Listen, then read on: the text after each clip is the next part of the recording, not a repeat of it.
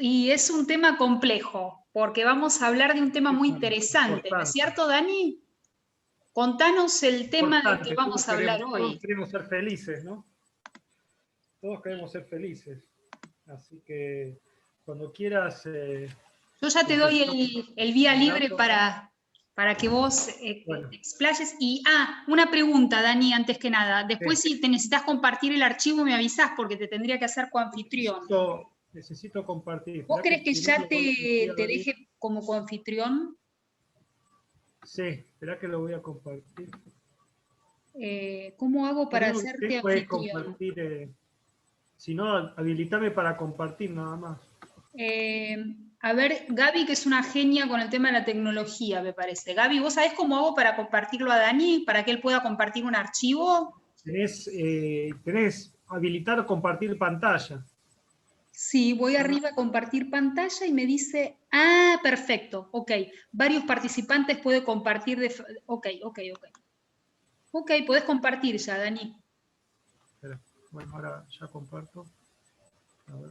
Debería darte la opción. Si tenés algún problema, me avisas. Sí, no, está todo bien. Bueno, hay un PPT que hoy con bien completo con el PPT, Share Screen. Bueno, vamos a compartir pantalla. Cualquier cosa me avisan. Share. Bueno, listo, ahí están todos, ¿están viendo la pantalla? La presentación. Perfecto, sí, genial. La ciencia de la El felicidad. título, la ciencia de la felicidad. Bueno, vamos a Sí. empezar con este tema que es trascendente, porque en teoría, si consultamos, la mayoría de la gente obviamente quiere ser feliz y es como el objetivo principal de la vida, ¿no? Pero paradójicamente, cuando preguntamos qué es ser feliz, no es tan fácil responder la pregunta, ¿no? Y si la responden, seguramente vamos a tener tantas respuestas como personas existen, porque bueno, a veces no es muy claro qué es la felicidad.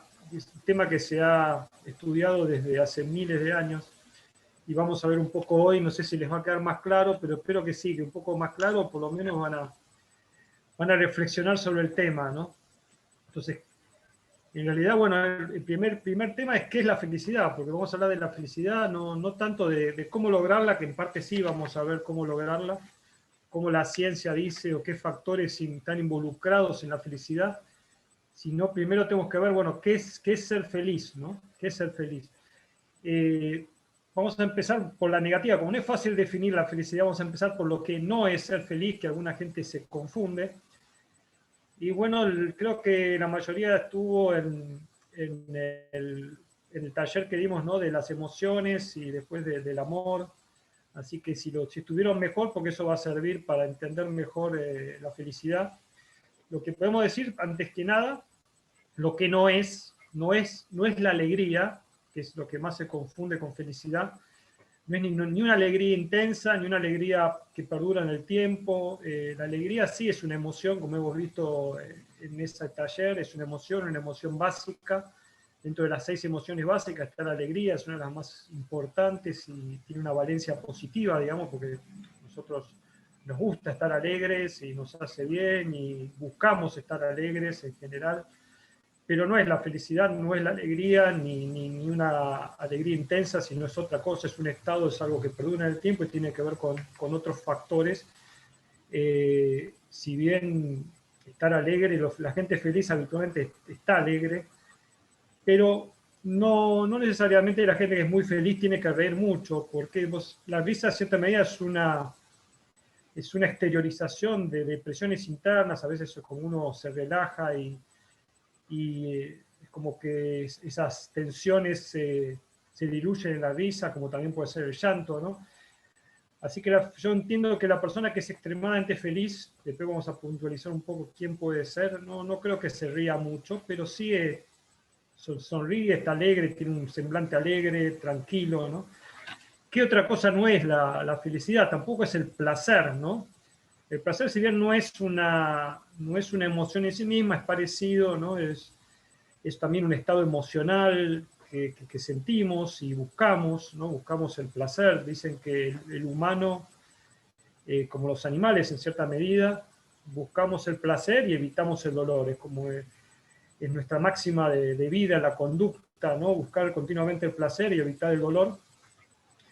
Pero bueno, la felicidad tampoco es el placer, porque si fuera el placer, nos conectaríamos unos electrodos en el centro del placer y tendríamos todo el día placer, lo cual se ha hecho en ratones y les puedo asegurar que no, el resultado no ha sido tan bueno porque era tanto en la necesidad del placer que ni siquiera comían los ratones, estimulando la zona que se llama núcleo accumbens, que es la zona del placer, que tiene que ver con las adicciones, con la droga, con todo lo que nos produce placer, que después vamos a ver en un gráfico.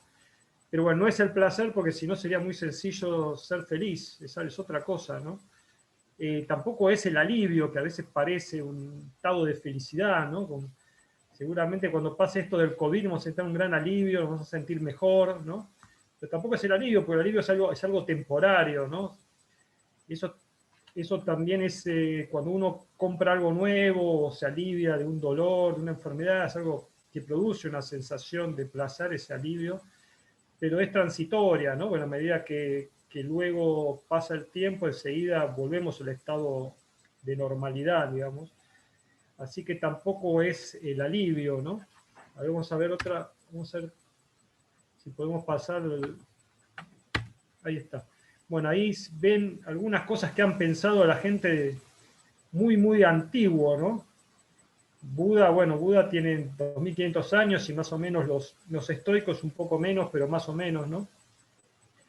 Y los dos hablan del deseo, ¿no? Que tiene que ver un poco con lo que hablamos recién, con el placer, ¿no?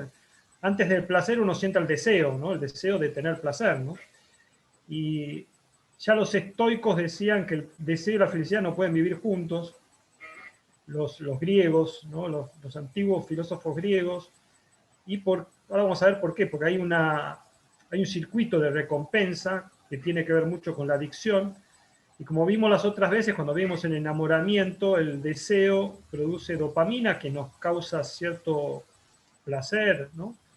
Pero bueno, esa dopamina después baja cuando uno obtiene eso que buscaba, y el problema es que después uno quiere volver a tenerlo, y ese circuito constante no nos produce felicidad, ¿no? Hay que controlarlo. Bueno, entonces los estoicos pensaban, y muchas otras corrientes filosóficas, bueno, que hay que tratar de evitar los placeres mundanos, o sea, exagerados, o sea, tener una conducta un poco digamos, de templanza, ¿no? Eso es un poco lo que recomiendan los filósofos y muchas religiones, ¿no? Como sabrán, no sé, tener una conducta controlada, de templanza. Y el Buda, bueno, el Buda ahí no sé, se ve también hablar del placer, del ego, ¿no? Bueno, en el caso del budismo, habla de que los deseos es el principal causa del sufrimiento, ¿no? Lo dijo hace 2500 años el gran Buda y nadie lo pudo contradecir. De hecho, está dentro de las 8 caminos, hay 4 verdades básicas dentro del budismo y lo más importante es eso, que el deseo es la causa del sufrimiento. Eso es lo que decía Buda y hoy en cierta medida la ciencia reconoce eso y vamos a ver un poco cómo funciona esto, ¿no? Este es el circuito de recompensa. El deseo que todos tenemos tiende a una acción. La acción habitualmente es buscar eso que estamos deseando, ¿no? Normalmente si uno tiene ganas de comer, no se busca alguna forma de buscar comida, ¿no? Y eso a la larga, si uno consigue lo que desea, produce la satisfacción. Y ahí la dopamina baja, ya antes cuando empezamos, cuando conseguimos lo deseado, la dopamina baja, estamos satisfechos, a veces suficientemente o no, pero eso tiene que ver con la felicidad según cuál sea el mecanismo posterior, ¿no? Si esa satisfacción tiene un sentido, o sea, nos mejoramos a nosotros mismos o mejoramos al prójimo, eso es más considerado como un logro, ¿no? O sea, y ese logro, bueno, ahí sí tendemos un poco más a lo que es felicidad, y si no termina siendo una adicción, que puede ser una adicción menor, uno tiene adicciones a las comidas, que eso, todo le gusta, que se gustan el chocolate, las papas fritas, no sé, no estamos hablando de las drogas duras, la adicción no necesariamente son solamente drogas duras, sino todos tenemos adicciones porque ese circuito de recompensa lo tenemos todos, inclusive los animales.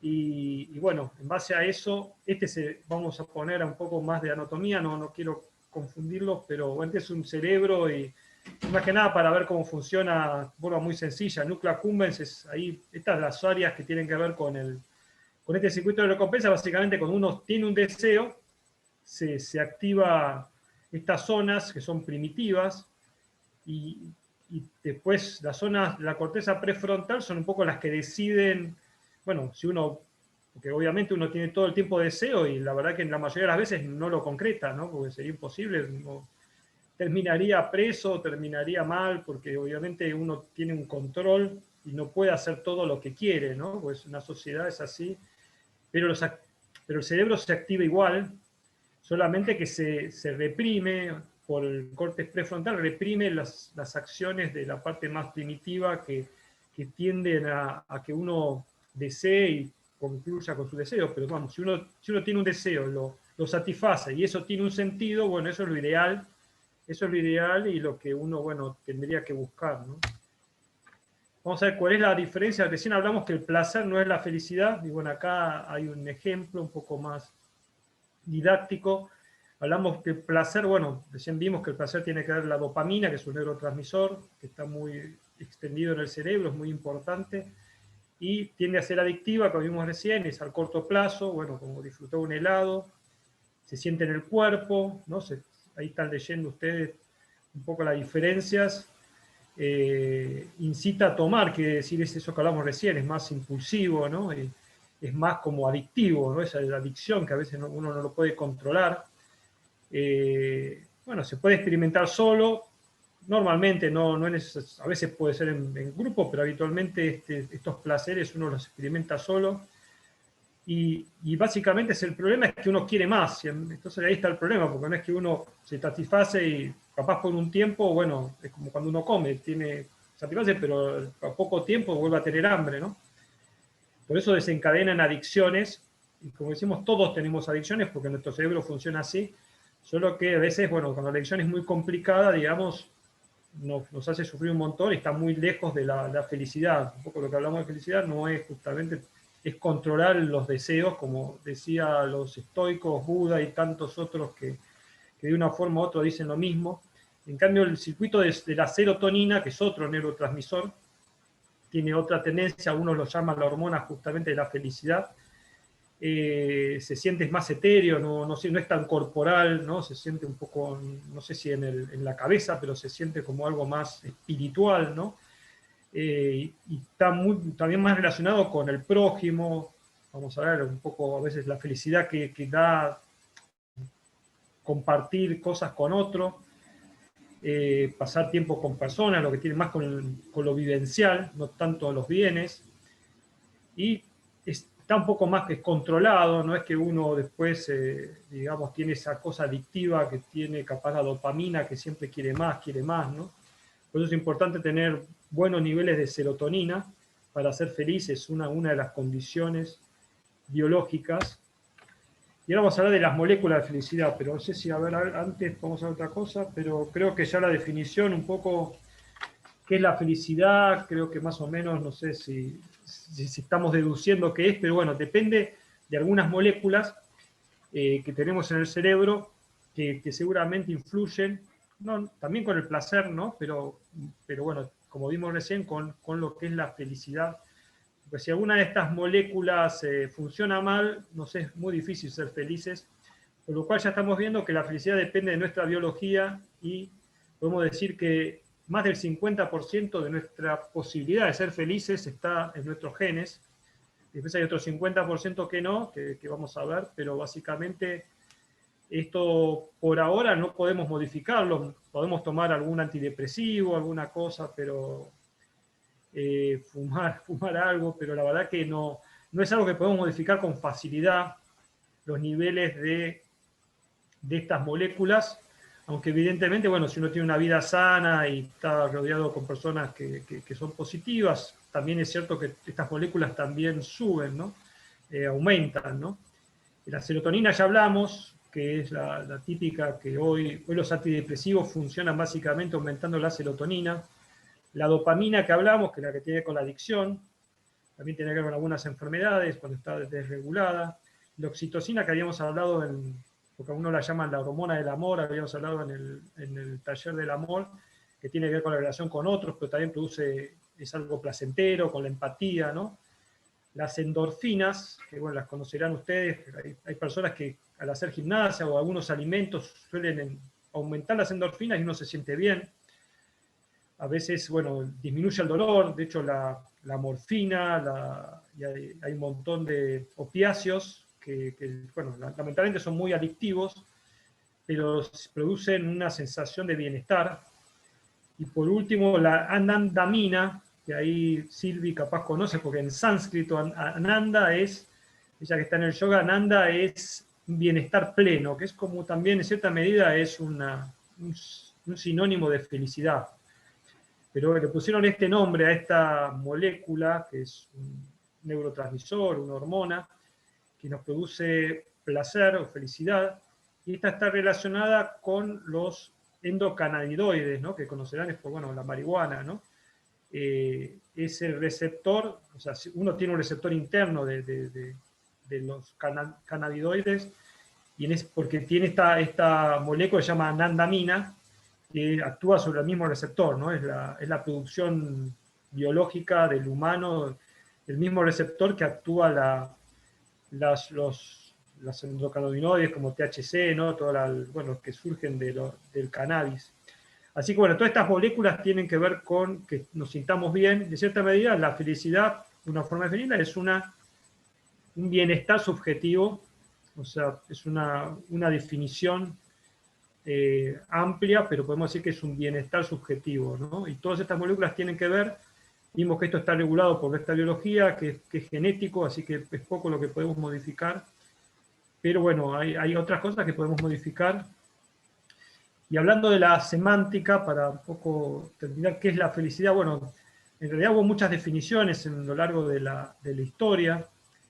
La eudaimonia, hablaban los griegos, eu es bueno, daimon viene de esos espíritus internos, no es algo malo, podrían ser en parte las emociones que hablamos, ¿no? En cierta medida está hablando, y esto, si leen Aristóteles, tanto hablaba de la eudaimonia, es una forma de controlar las emociones, ¿no? O sea, una de las cuestiones críticas que ya hemos hablado en otras oportunidades, la posibilidad de controlar las emociones, eso, regular las emociones, eso es fundamental para la felicidad, y bueno, por eso hablan de la eudaimonia, es un poco eso, el control de los, como llamaban los griegos, los espíritus internos, los daimon internos, que son, bueno, capaz hoy podemos hablar que son las emociones o otras pulsiones que tenemos, ¿no? La ataraxia es otra palabra también que usaban los griegos, que es la imperturbabilidad, ¿no? Básicamente lo que uno tiene que controlar son tres cosas que son las que nos alejan de la felicidad, son los deseos que ya hablamos, cuando no son controlados, el dolor, obviamente, si uno tiene dolor, está enfermo, difícilmente pueda ser feliz, y por último es el miedo, ¿no? Que no sé si algún día hablamos, podemos hablar del miedo, el miedo y la ansiedad, que es el miedo futuro, ¿no? Esas son las tres cosas que hacen que nos sintamos capaz mal y nos alejemos de ese bienestar subjetivo. Entonces la ataraxia es esa, la imperturbabilidad que tiene que ver una persona que no tiene ni miedo, ni deseo, ni dolor, y tiene que ver, bueno, con lo que vemos después, el ananda que vimos recién, que el ananda es en sánscrito el bienestar absoluto, ¿no? Que ya son conceptos más de la filosofía oriental, del yoga, del hinduismo. Nirvana son estados, bueno, estos estados son los que se tiende que uno llega a este estado y tiene la felicidad plena, como el samadhi, que son parecidos, ¿no? Eso es un poco lo que ha indicado, no es algo de la ciencia, sino de la filosofía y de la religión, que bueno, como que hay estados donde uno lograría esta felicidad plena, que como vimos no tiene nada que ver con el placer ni con el dolor, es un estado que en principio dentro de lo biológico se produce un gran equilibrio homeostático de todo el cuerpo tiene que estar equilibrado, y eso en cierta medida produce ese equilibrio físico y psíquico, ¿no? Produce un bienestar, que es un poco lo que planteo como sinónimo, como concepto de la felicidad, ¿no? Así que bueno, acá termina un poco después les puedo mandar si quieren el PPT o el texto, ¿no? Pero, a ver, ¿cuánto damos? Creo que más o menos toqué varios de los temas. Espero que, no sé, tienen preguntas. A ver si me quedó algún tema.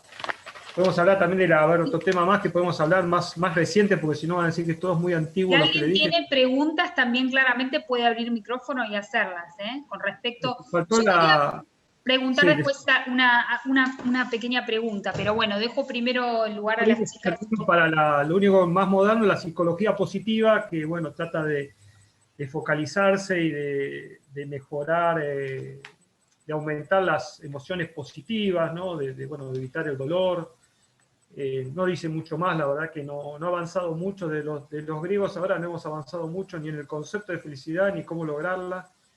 Tenemos la terapia cognitivo-conductual que nos propone pensar mejor para vivir mejor, así que bueno, nosotros son dentro de lo que estamos hablando de lo que es hoy más moderno, y obviamente que un buen uso de la vida, hacer gimnasia, hacer yoga, hacer meditación, comer bien, no sé, todas esas cosas que seguramente ya las conocen, son las que obviamente tienden a que estemos mejor.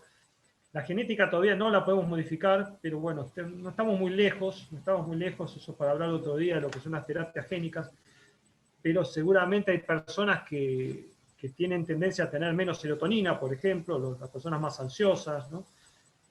Hoy podríamos tomar algunos antidepresivos que aumentan la serotonina, ¿no? Pero bueno, todos esos tienen que ver con la felicidad. Hay gente que le es más fácil ser feliz, otra gente que no le es más fácil ser feliz.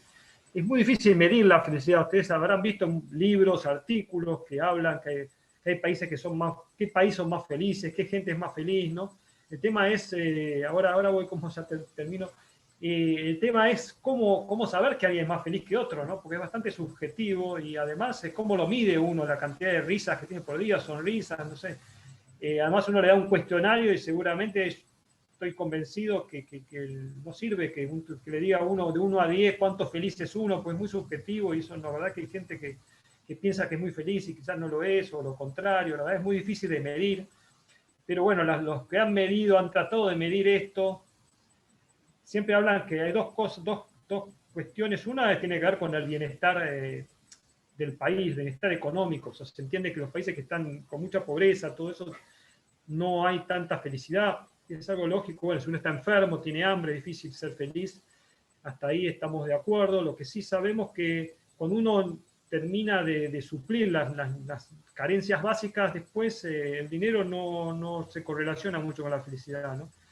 Una vez que uno suplió lo básico, que es comer, bueno, tener una cosa básica, salud, comprar medicamentos, que eso en Estados Unidos se habla más o menos que uno con $70.000 se calculó que era en Estados Unidos, que no acá, $70.000 anuales, que hasta ahí afectaba el dinero a la felicidad, pero cuando superaban ya esa cifra ya no se correlacionaba con la felicidad. La gente millonaria no necesariamente era más feliz que una persona de clase media.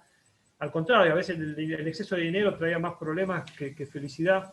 Así que tampoco se correlacionó con eso. Se correlaciona más con la compañía, con estar en pareja, con tener hijos, quizás con esa, ahí sí una correlación mayor. Pero también tiene mucho que ver hasta el clima, ¿no? Algunos climas favorecen a la felicidad, ¿no? Pero bueno, la verdad que no hay una píldora de la felicidad, sino es algo que uno tiene que buscar en la vida y tiene que ver un poco con la sabiduría y con un poco también conocer algunas técnicas básicas, como hablamos, capaz hay gente feliz haciendo yoga o gimnasia, ¿no? Siempre todo lo que los hace saludable seguramente mejora nuestra calidad de vida, ¿no? Así que, Silvi, si querés, decime, ¿querías preguntar algo? En realidad, Dani, un poco respondiste a mi pregunta, porque te iba a preguntar cuáles eran, no es que hay un tip para ser feliz, porque la verdad es que no creo que sea uno solo, ¿no? Como vos decís, pero lo que remarcaste mucho fue el tema de los vínculos, como que en el fondo es esa la parte, y bueno, ir al interior, ¿no? Que son dos, que no tiene que ver con el dinero, ¿no? Como mucha gente cree que llega a un estado de bienestar económico y va a ser más feliz, ¿no? Y también hablaste del deseo, como que si yo tengo esto voy a ser más feliz, y después cuando llegas a eso también te das cuenta que hay un eterno, ¿cómo te diría? No sé cómo es la palabra, descontento. Entonces tiene que ver con otra cosa que es más interna, pienso yo. Pero en realidad no es que yo quería responder a tu pregunta, sino más bien te quería preguntar cuáles serían lo que vos considerás en líneas generales, los puntos para remarcar, para encontrar o buscar o tratar de conseguir en cierta manera esa felicidad, de que es un poco efímera, ¿no? Porque uno no puede ser feliz eternamente, o sea, porque bueno, no vivimos en Nirvana y en Samadhi eternamente, pero bueno, ahí está mi pregunta. Por ahí si alguna de las chicas después quiere hacer alguna, claramente. Te contesto, sí, la tuya que es bastante profunda, digamos. Primero, bueno, está lo que me comentabas, ese esquema de buscar siempre la felicidad en el deseo. Es un esquema falaz de decir, bueno, al día que, no sé, tenga tal trabajo, mejor en el trabajo voy a ser feliz, el día que tengo un hijo voy a ser feliz, el día que tengo un auto voy a ser feliz. Y siempre lo posterga, es una forma falaz que tiene que ver con la dopamina, ¿no? Porque como vimos, la dopamina aumenta en la medida que uno tiene un deseo, ¿no? Lo que pasa es que, bueno, eso capaz no mantiene la esperanza, digamos, la esperanza lo mantiene activo, uno lo mantiene como anestesiado de ciertas cosas, y lo que pasa es que llega a eso que uno desea y después va a querer otra cosa, porque eso a algo que se llama adaptación anedónica, ¿no? Digamos que uno, por ejemplo, desea mucho tener un auto y lo tiene, ¿no? Y tiene esa alegría, que no sé, yo no sé si llamaría felicidad, pero tiene una alegría intensa por un tiempo, ¿no? Porque consiguió eso que quería, pero eso pasa un tiempo y uno vuelve al estado basal, ¿no? De hecho, uno si después pierde el auto es infeliz, ¿no? O sea, pierde el estado basal, esa alegría que consiguió duró un tiempo y se fue. Entonces eso se llama adaptación anedónica, ¿no? No es que uno puede estar, por conseguir un logro, va a tener un deseo permanente, es temporario, ¿no? Entonces después tiene que buscar otra cosa y bueno, y así llega al fin de su vida y podemos decir que la vida es lo que pasa mientras buscamos ser felices y llegamos y después nos damos cuenta que ya no tenemos salud, ya no nos da la cabeza, qué sé yo, tengo un montón de otros problemas más graves y ya es tarde, ¿no? Para darnos cuenta, pero bueno, eso es, y vos me decías algo de los tips, me decías, un tip para ser feliz, yo no, No, no sé si que te... quiero decir que no creo que haya un tip, es como decir tips para ser buena madre. Y no, vas aprendiendo con el andar, con la vida, ¿no? Creo que esto también es parte de eso, de ir descubriendo ese camino y cada uno con sus vivencias, con lo que vivió, con las cosas que te pasaron también, bueno, aprender a, como el taller anterior que nos dijeron, chicas, ¿se acuerdan la frase que estuvo buena y ya la había escuchado otra vez? Que no es lo que te pasa, sino lo que haces con lo que te pasa. O sea, cómo podés vos transformar eso en vez de quedarte en víctima y decir, ay, me pasó esto, entonces yo estoy mal. No, si vos lo podés transformar y hacer que eso sea una parte de tu crecimiento, de tu evolución, buenísimo. Ahora, si vos te quedás en el, ay, pobre de mí, ay, pobre de mí, ay, pobre de mí, y te quedás en la angustia, por así decirlo, y no lo podés transformar, pero igual es muy, muy complicado, porque bueno, hay situaciones en la vida que a veces son muy complejas y son difíciles, pero no imposibles, a eso me refiero. Me gustó mucho esa frase que decía, ¿cuál era la frase que acabo de decir? Mira, acá Liz está preguntando algo, espera, porque sin anteojos no veo. Y por esa desesperación, a ver, Liz, espera, que Liz dice, Liz, también puedes abrir micrófono, que me gustaría escucharte. Por buscar la felicidad, como sea, a veces nos olvidamos que la tristeza también es parte de la vida y que hay que darle su lugar cuando es necesario. Totalmente de acuerdo. Creo que uno tiene que darse el lugar para ciertas situaciones que a uno le han pasado, como puede ser un duelo, como puede ser una separación, bueno, una pérdida. Creo que uno tiene que darse ese lugar de duelo, claramente. No podés decir, ay, no me pasa nada, vamos por la vida riendo. No, claramente el duelo hay que hacerlo, pero pienso yo que duelo, hablo de duelo en todo tipo, ¿no? Puede ser también una separación de muchos años, bueno, te separaste, o no sé, cualquier situación que sea dolorosa para alguno, que sea fuerte, bueno, claramente que hay. Estoy de acuerdo con Liz. No puedes dar de cuenta que nada está pasando, ¿no? Que mucha gente tapa eso y después pasa que cae muchos años después en una depresión por no haberse hecho cargo en el momento de esa situación. Liz, vos querías decir algo porque abriste micrófono. Hola, ¿cómo están?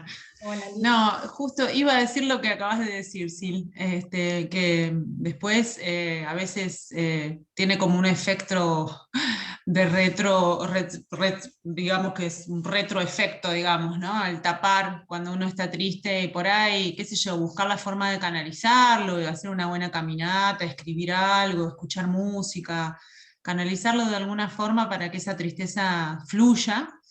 Porque si no, después, viste, eso, ¿no? Caemos en esa fantasía de que todo está bien, todo está bien, todo está bien, y no le das lugar a la tristeza y tampoco puedes registrar cuando realmente todo está bien. Entonces pasa eso que decía Daniel recién, que te crees que sos feliz, pero al final parece, o sea, lo estás como careteando todo un montón de situaciones porque no te querés, no querés aflojar ante los días menos buenos, ¿no?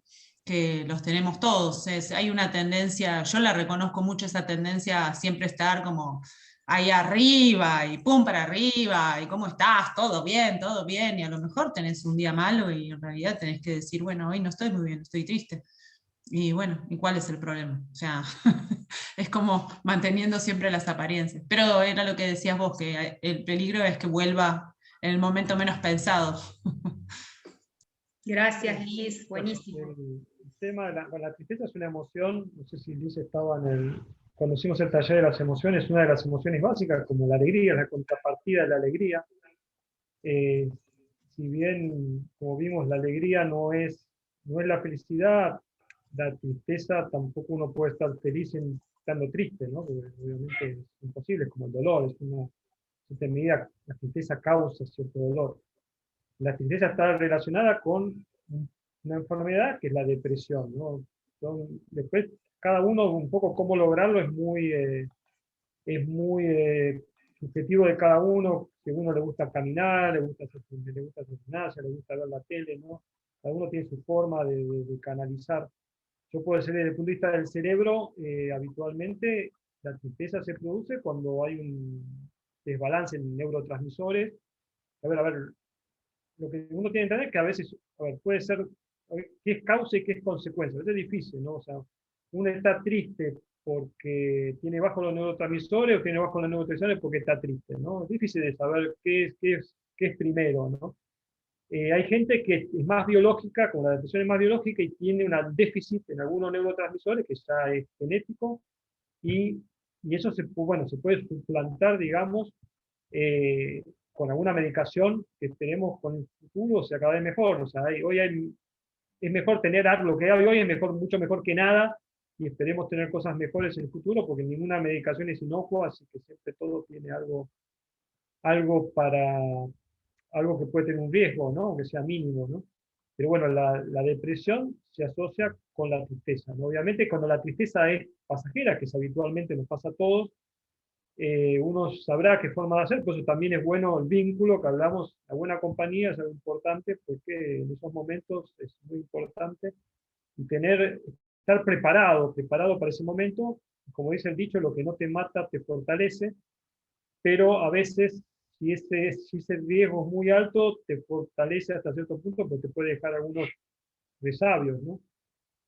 Por eso, un poco de tristeza es bueno, y de hecho, cuando uno está deprimido, ustedes saben que los filósofos, la mayoría de los filósofos, las mejores obras las hicieron cuando estaban deprimidos, porque la depresión produce un pensamiento mucho más profundo, y a veces se puede aprovechar esa depresión, obviamente cuando es manejable, cuando es temporaria y cuando es leve, ¿no? Porque una depresión Dani, profunda produce parálisis y no puede hacer nada, ¿no? O sea, es muy grave, es una enfermedad que puede convertirse en algo muy grave, pero cuando es leve, a veces hace que uno piense mejor. Cuando uno está levemente deprimido, piensa más profundo y piensa mejor, y a veces después eso que pensó le sirve para la vida. Cuando termina de estar triste o deprimido, todo eso que aprendió en ese momento, perdón, le puede servir para mejorar su vida y tomar buenas decisiones. Sí, perdóname.